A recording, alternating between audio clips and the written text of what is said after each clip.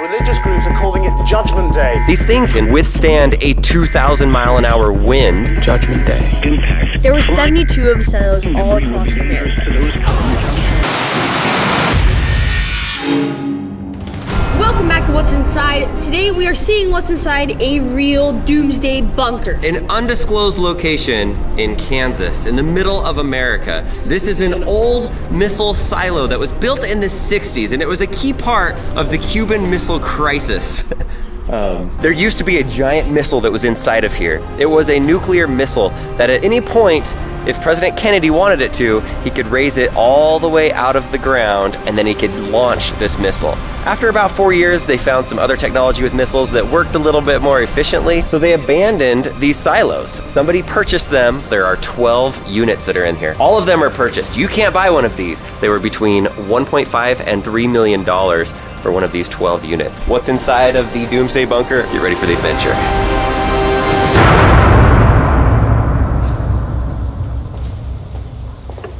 Did you hear that boom? This is how big the entryway is. There's quite an echo in here. Echo! If you listen carefully, you'll hear a little clicking noise. And if your ears are really good, you're going to hear a ringing noise. This is the bird repellent system that's in place, so the birds don't fly in when you open the door. When you walk out of the garage, the first place you come is this like contamination area. If you needed to, you could go in here and decontaminate yourself. This door would typically be closed. Once it's open, you come into this area. And this area is kind of like a history map of everything that's happened in here. This is when they were building it, the missile that they used. There it is, all erect and ready to go. And then they had to come through and demolish, and then they rebuilt it. This thing has been on TV a lot. President Kennedy did come here and inspect this. That's pretty cool. And then we walk in this room, batteries. And apparently, these are the same type of batteries that they have on submarines. Whoa. What is this?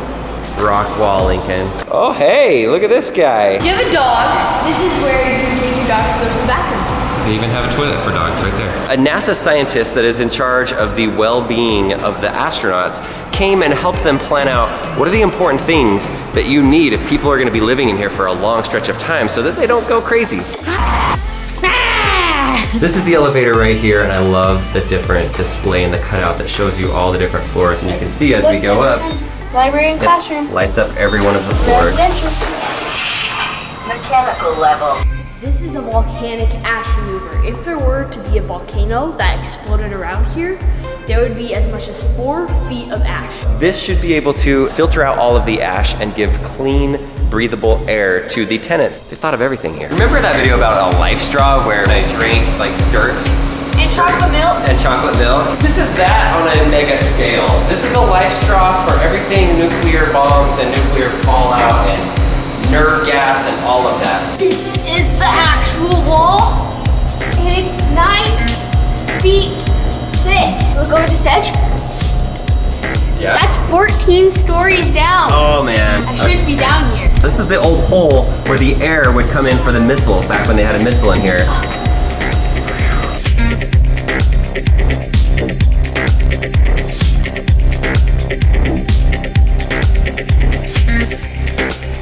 The camera just zooms in on it because it sees the motion. This is the security room. You have to make sure you scan all the out. This is the jail cell. Perfect. This is a wall full of thick rubber. What type of doomsday bunker would it be if it didn't have a shooting range? This is a legit firing range with 2 different bays. Right now, we're in the movie theater room. It's near the very bottom. We're 190 feet underground right now. There's a killer sound system in here with a projector. Just off the movie room, we have the bar. These water filtration systems will filter out 10,000 gallons a day. This is the dentist office. This is where the store is and the general market. They have enough freeze-dried food and canned food. The occupants would be able to live off of this food for 5 years. Hey, can I get some fresh food? You need to get me some fresh fish. I'd like some tilapia and rainbow trout, please. This isn't even the stuff that they grow themselves. Woo! There's the grow lights. And I'm more even more pink now. That's how they grow plants. This is one floor of 2 that where they can grow plants. Over here, this is the fish hatchery. When all of the people actually move in, hopefully they'll bring some books with them, and this shelf is ideally going to be full of books. This is the school. You have all of these computers that are all lined up against the walls. You have an electronic chalkboard that is set up here. What type of people are moving in here? It turns out a lot of it is families. They have kids as young as 8 months old up to 22 years old that live inside of this facility. Everybody in here is required to have 4 hours a day of either work or school for kids. This is the gym. It even has its own sauna and a steam room. I love the steam room. We have ping pong. This is the arcade room. A foosball table. Get out of here. Pool table. Oh, you made one? I'm Stripes. Residential. This looks like it could be any living room in anybody's house. There's a nice painting on the wall. You've got these nice couches, nice lights. Even got a window. You even have a window, but in reality, we are 90 feet under the ground right now. And this window isn't even a real window. This is a TV that displays one of the cameras outside. This is a live feed. This is what it looks like outside. You'll be able to see that it's nighttime. Daytime, it's daytime. And that actually helps you feel a lot less like you are underground in a bunker, enclosed in a space where you might feel claustrophobic, and just as if you're in a normal home. And I would imagine at times you forget that you're even underground.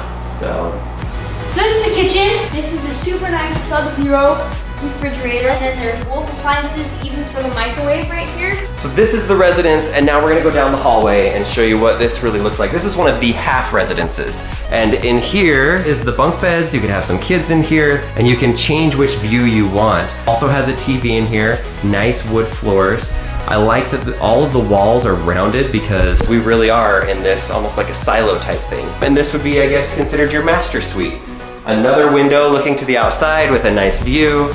And then we've got your bathroom. 3 shower heads inside of this shower, tile walls with a really high ceiling. One thing that's interesting about the toilets in this entire compound is they have the similar type toilets that they have in Japan, which are incredible. They have the bidet washing system. It's just so much more efficient. It's not like they have a ginormous storage of toilet paper because that would take a lot of space. That's not the best use of your septic system. So every unit does have its own laundry machine. It also has the servers for the Wi-Fi and for the TVs that are in here. Pretty comfortable space.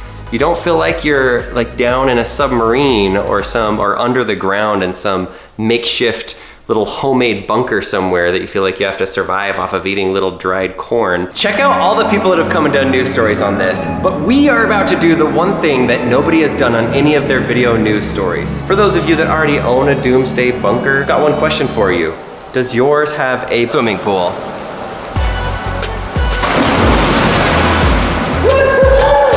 There's a swimming pool because why not? If you're buying a bunker for $1 to $3 million, you want to have a swimming pool. I bet the water feels great. This is the part that none of the other news outlets ever did. They didn't go down the slide. It's crazy. So this is the button. That just turned on the water. Do you hear that? Go, Lincoln! All right, I do not have a GoPro on me.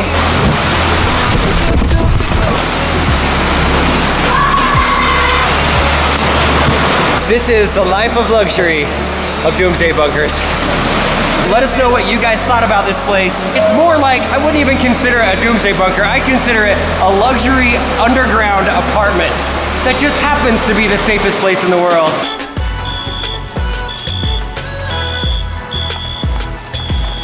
That's the fence. There's a security guy that didn't want to be on camera, which I don't blame him. That's the bunker. But wow. Let us know what other places like this in the world that you'd like to see inside of that maybe most people don't get to go inside of. Would you live there? Yeah. This is such a big door. Look at it. It is Lincoln wide, this door.